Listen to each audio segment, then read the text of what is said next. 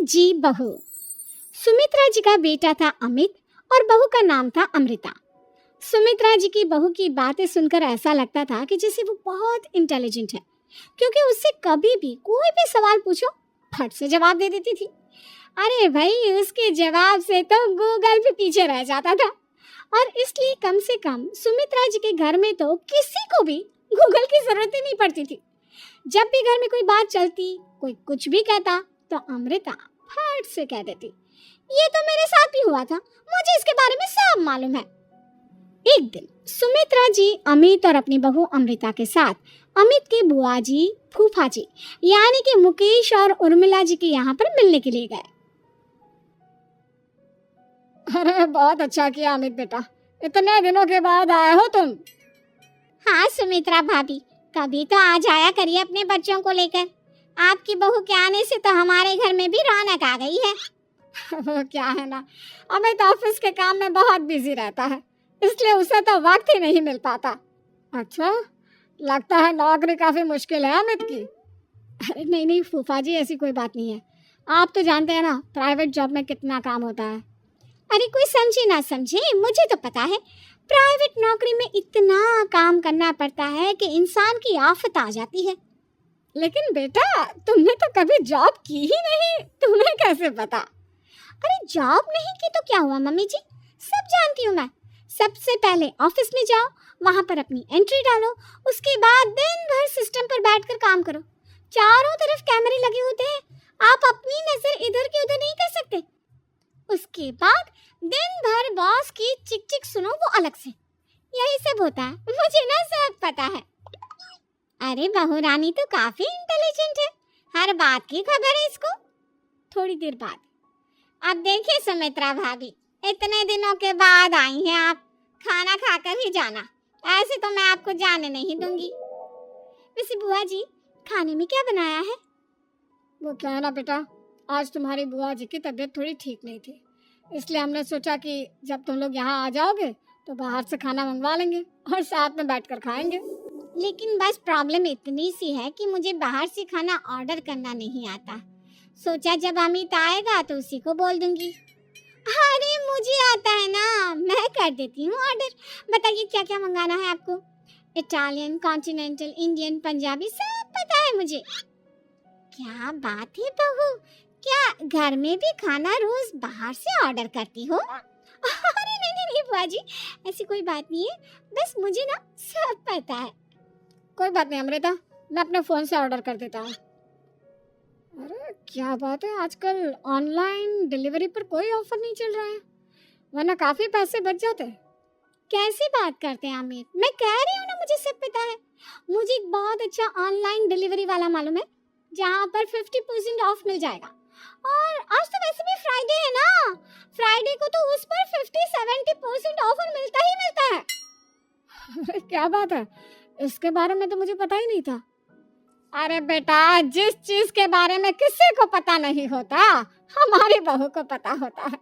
एक काम कर, तू उसी को ऑर्डर करने दे। क्या बात है अमृता बेटा, तुम तो बहुत इंटेलिजेंट हो, सब कुछ जानती हो। कुछ दिनों के बाद सुमित्रा जी की कुछ सहेलियां उनसे मिलने के लिए आती हैं। अरे सुमित्रा बहन कैसी हो, बहू कैसी है तुम्हारी? अरे पूछिए मत, बहुत इंटेलिजेंट है मेरी बहू, सब कुछ जानती है। क्या बात है, बहू के आने के बाद तो औरतें दुखी हो जाती है, लेकिन तुम तो बहुत खुश लग रही हो। वो क्या है ना, मेरी बहू है ही इतनी अच्छी। अरे तो बुलाओ ना, हमारे साथ बैठेगी, बातें करेंगी तो हमें भी अच्छा लगेगा। सुमित्रा जी अमृता को बाहर बुलाती हैं और उसके बाद सब लोग बातें करने लगते हैं। क्या बताऊं, कुछ दिनों से घुटनों में इतना दर्द हो रहा है कि चला भी नहीं जाता। अब बुढ़ापे में तो ये सब चलता ही रहता है, क्या कर सकते हैं। आंटी जी आप योगा करिए, योगा और साथ में ना काले तिल खाया करिए, आपके घुटनों का दर्द भाग जाएगा। लेकिन तुमको ये सब कैसे पता बेटा? अरे मेरे भी घुटनों में दर्द होने लगा था, मैंने योगा किया और काले तिल के साथ गुड़ मिलाकर उनके लड्डू बनाकर खाए, एकदम ठीक हो गए मेरे पैर। अमृता, ये तुम क्या कह रही हो?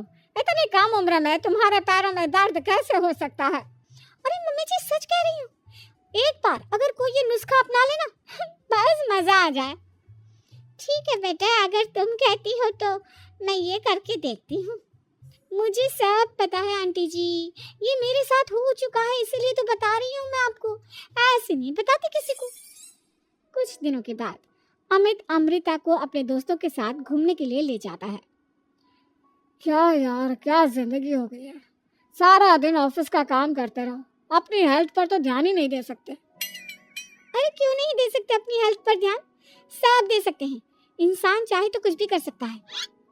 क्या बात है भाभी, आप इतनी श्योरिटी के साथ कैसे कह सकती हैं?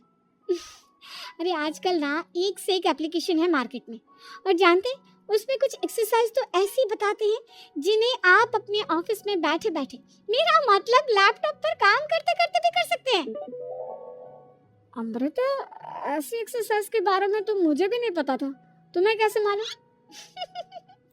अरे मुझे सब पता है, हर चीज की खबर रखती हूँ मैं, जानते हैं ना आप। लेकिन ऐसी कौन सी एप्लीकेशन है और ऐसी कौन सी एक्सरसाइज है भाभी? एक मिनट, मैं आपको अपने मोबाइल में दिखाती हूँ। अरे वाकई में भाभी तो सही कह रही है। देखो यार, इसमें कितनी अच्छी एक्सरसाइज दिखाई गई है। अपनी चेयर पर बैठे बैठे एक्सरसाइज भी कर लो, काम भी और हेल्थ भी। वाह भाभी वाह, मजा आ गया। लेकिन अमृता, तुम्हें इस बारे में कैसे पता? अब मेरे साथ जो चीज हो चुकी है उसके बारे में तो मुझे पता होगा ही ना अमित। मतलब तुम कब ऑफिस में काम करने गई जो तुमने ऑफिस करते करते एक्सरसाइज की? मैं जो किचन में काम करती हूँ अमित, घर के काम, वो किसी ऑफिस के काम से काम है क्या? बस मैं भी वो सब करते करते इनमें से कुछ एक्सरसाइज ट्राई कर लेती हूँ, इसीलिए मुझे सब पता है। सही है यार, तुम तो बहुत इंटेलिजेंट हो।